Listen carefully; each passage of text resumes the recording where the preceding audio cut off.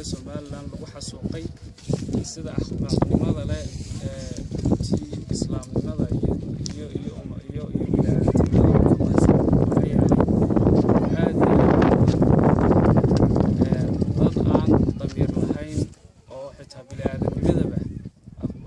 soo ka baxsanaayeen baa waxaan halkan joogno ku kacay aad baan uga tacsiyadeynaa dhammaan ehliyadii iyo guud ahaan bulshada reer Somaliland ay marxuumiintani ka baxeen intii dhalinyarta reer Somaliland iyo ka dambeysay waqtiyadii waxaan dhacayeen 10 bay u tahay arrinta noocan inay taariikhdan helaan iyo dalkan wixii loo soo marayna waxa way aad bay muhiim u tahay maalin weyn baan hawshan la bilaabi doono aan soo booqanay labada xabaalood waxaan la socotay gabadh kamid ah gabdhihii maalinta goobjoog ah runtii waxay iga sheekaysay in loo diiday xitaa inay ooydo oo waxa weeye xasuuqa inta leeyahay inta dad la laayay laamida la soo mariyay ee dhiig daadanay iyagoo ehliyadoodii lagu wiirsanayo sida loo laynayo haddana lagu xidhayay oo lagu qabsanayay in ay ooyaan ay runtii gurigadooda muujiyaan aad baan ugu mahad celinaynaa cid kastoo isku xilqaantay dabagalka aqoonsiga dadkaasi iyo dabagalka dadkii dambigan geystay adduun weynahana runtii waan ka codsanaa meel kastoo joogaan dhacdooyinka noocaas ciddii geystay in wax laga qabto oo tallaabo laga qaado aad baan ugu mahad celinaynaa qoladan ibaf oo runtii sidaad arkaysaan dad ajaanib ah kaliya u yimid inay caawiyaan dadka reer Somaliland waxaan leenahay thank you to all you have done a very wonderful work and very important work thank you to all dhamaantiin salaamu calaykum warahmatullahi wabarakatuh bismillah wasalaatu wasalaamu calaa rasuulillah dhamaan way salaamaya marka hore salaan kadib runtii maanta waxaynu joognaa mid ka mid ah dhacdooyinka halkan Somaliland soo maray oo dhacdooyin naxdin leh ummadan oo dalkoodii iyo gurigoodii iyo ciidoodii lagu xasuuqay lagu maaragtay kibrayay lagu dhibaateynayay iyadoo la istirtirayo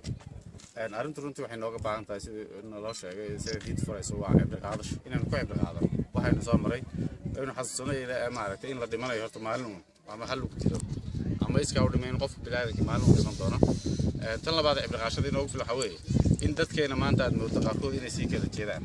ay maanta niyadoodu arkaan dhibaatadaas inay maalin ka mid ah maalmaha ay dalkan uu jiray ee taariikhda ayna soo martay oo aan la iloobin oo aynu markasta xasuusnaano in maalin ka mid ah maalmihii aynu soo marnay la doonayay in laynaga xasuuqo oo laynaga tirtiro dalkaynu ku noolayn iyo dhulkeenii laynaga tirtiro waad arkayseen inta dadka la laayay dabeedna la soo mariyay magaalada dhexdeeda iyadoo lagu sido iska rogo dhiigooda u daayay dadkiina sida maayir sheegay la leeyahay loo diiday inay ooyaan xitaa inay ooyaan runtiina waa wax nasiib darro ahayd oo dalkan iyo ummaddan soo maray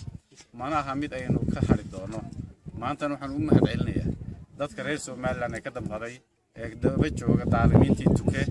iyo cali samatar daba jooga kuwii geystay dhibaatadan ummaddan u geystay daba jooga ee reer Somaliland runtii waan u hambalyeynaa waan u mahad celinaynaa waxaan leenahay barbar taaganahay waan idila shaqeynaynaa kuwa daalimiinta dambiga galan waxaan leenahay idinka harimayno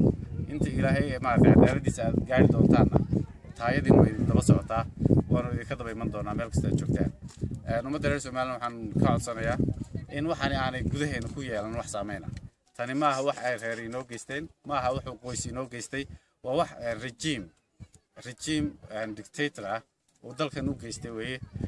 dadkii ka tirsan regiimkaasina waynu daba gelaynaa waynu daba socon doonaa laakiin wax qoys iyo reer aynu raacayno oo aynu maanta ku eedeynayna ma aha waa wax soo gaaray qayb ka mid ah dadka reer Somaliland dhibaatadeedina ay la qabaan dadkii kale ee reer Somaliland la deganaa ayaa isku abtiga ahaayeen taasina halkaas kaga baxaya waa mid inoo wada taala waa mid ka wada damqanayno waa mid qof kasto diir leh oo insaani maanta wada arkaysan dadka ay noo yimid diin walba haysta inay ka damqanayaan in la shaqeynayaan sidaas la mid ah qof kasto maanta islaami iyo qof kasto reer Somaliland uga damqanaya ma dhexdeena wax eedeena oo suu maartay geysanayna ma jirto dad walaalaha inoo nahay waan ku cimri qaadanayna in dibka cid dambe aan loo geysan cid dambe inaan dib noocaas loo geysan gudida xasuuqa ee Somaliland aad baan uga mahadcelinayaa يعني الدلال كودي أيها كانين الجروب كان إنه يمادان أو إنه لا شقيان وما عرفت مسؤولية السعرين يعني ما أنتوا حب هنيين إن وش غيرنا غير قبل إنه هنقعد سنة إن جماعة قبصنا إن إلهي برين إن برضه ما إنه كينين دبعتها سكال إنه كينين إن ضد كارد أنت ما تدنا إله هو برين ودعينون لعنه إله هو نحرسه سير رحمة هذا إله هو ضد كار رحمة هذا سي ساس يعني ما عرفتي يعني كسر قبل يعني قوم هذا علمية تيم كيننا بنشوفه فرانكو وجامية وياي and appreciate and the job you've done here in Somaliland, and we also Somalilanders appreciate in this. And thank you all. Thank you. Bye.